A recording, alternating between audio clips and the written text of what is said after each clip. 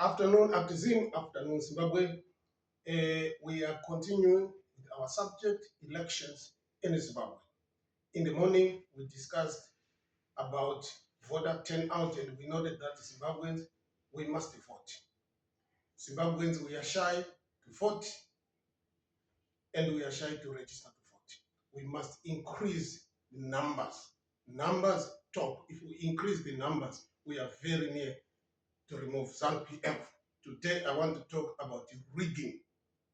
Rigging in Zimbabwe is massive, it's shameless. It's being done on a broad daylight without any shame. Right. If you look here, this is the chart. What we only added here is the population growth. Right? In 2000, we had 11.8 million Zimbabweans. 2008, they grew to 13 million. 2013, 14 million. 2018, 15 million. 2023, 16 million. So, every election year, there's 1 million people added on. However, despite that growth, which was like consistent growth, going back from 1980s, the population was growing by 1 million after every 5 years. Despite that growth, we are still having the same number of people eligible to vote. We still have the same number, 6 million of people eligible to vote.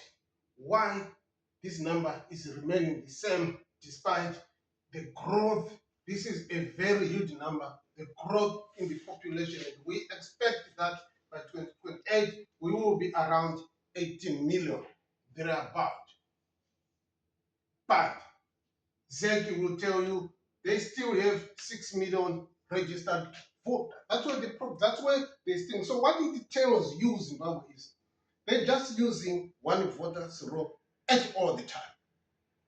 It's an old one. It can be a 2000, a 2008. They're just using one voter's roll at all the time. And that is why they don't give you that voter's roll on time for you to inspect it. They give you that voter's roll on the eve of an election. And that is why some opposition parties had to go to court to have that voter's roll released. Right? But why do you have to go to court? You don't understand what an election period is. That's the problem with the opposition politics in Zimbabwe. They don't understand what an election period is all about. Right. In one of the elections I picked, 838,000 people shared the same name, the same address, but a different ID. 350,000 people were 85 years and old, assisted vote. 109,000 people were 100 years old, assisted vote again. 135-year-old army officials serving in the army.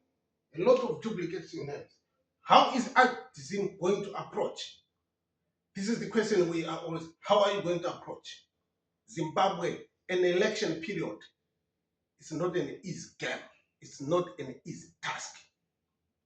The before elections and the during elections, we are not worried about the after. Anything, any anomaly we note in terms of the voters' roll, like we did not receive it on time and there are discrepancies, it's enough to stop the whole thing and solve that before we go to the next stage. Assisted voters have got to apply well on time for them to be assisted to vote with the reason. If they are disabled people, if they can't see, if they can't write, they've got to apply so that when they walk on a polling station, there will be officials, they already trained to assist those ones who want to be assisted. You can't just walk on a polling station and then announce yourself unable to write. Impossible. If this is not done in 2028, we're just going to stop there. Ballot box, deliverable ballot box, if they are not done, how do you allow a situation where your critical polling station spends like 8 hours without a ballot box? Right? How do you allow that? It's enough to stop everything and start all over again, because that's what elections are, right? You don't have to wait for the ZEC commissioner to announce a president and you take action thereafter, because once the president is announced, it's a point of no return. Already, it is sealed. You may do whatever you want. It's a point of no return. We will have to sort things as we go. And as AfriZim, we're going to make sure that the play game is fair for everyone. And election is just simply a fair play game. If anything goes wrong, we will have to start all over again. And for this, we need your support. Thank you.